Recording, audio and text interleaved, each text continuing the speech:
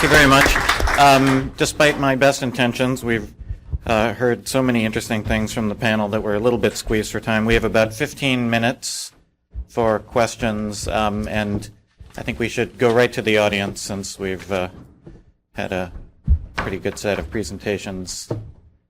So I think we have a gentleman over there. And if you could please identify yourself before you ask your question. Hi, I'm Al Laporta, retired Foreign Service officer. Question for Admiral Blair. When you were CENCPAC, you talked about communities of nations for Asian security interest and interlocking them with our traditional hub-and-spoke alliances and so forth. How would you assess today the current kind of developing moves toward a Northeast Asian peace and security mechanism? How would you rate the ASEAN Regional Forum in terms of its responsiveness?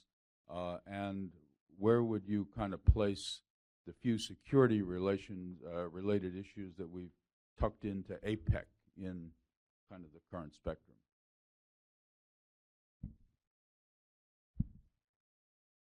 I'd have to say, Al, that I think the vision that I had of security communities, of taking this interlocking set of agreements and moving forward on common issues, has moved a little bit sideways rather than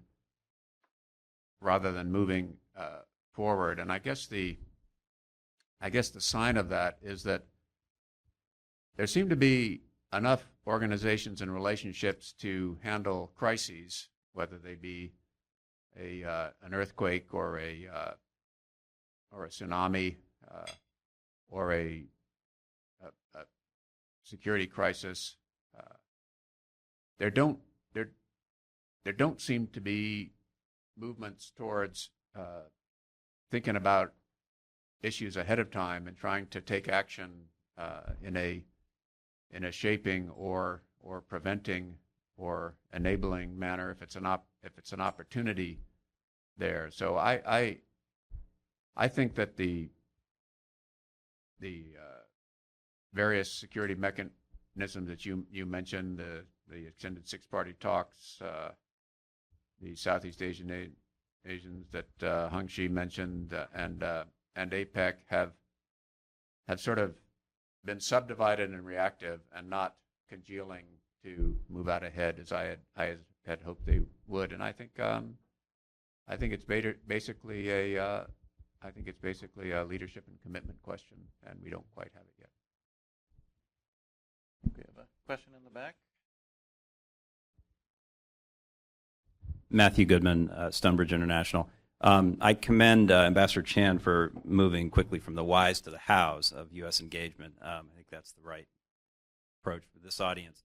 So let me ask a how question for you and Ambassador Lee. You mentioned APEC and ARF as the two organizations that we are participants in. First of all, I assume that's enough in terms of if we show up at those, we don't need a third institution in the region to focus on. And secondly, what is the what in those two organizations that you would like to see us focus on? What are the specific issues or arrangements or common efforts that we could most usefully focus on in those two organizations?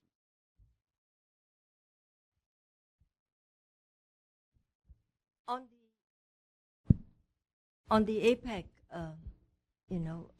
at the APEC forum, I think the purpose has always been to move things towards creating a freer trade area in the Asia Pacific. Right now, there is on the table an initiative of P4, where Singapore, Chile, New Zealand, and Brunei have been working together to move in liberalizing certain areas, coming up with a framework on investment and on services. The United States has agreed to look at this and to seriously think about whether you want to come in on this.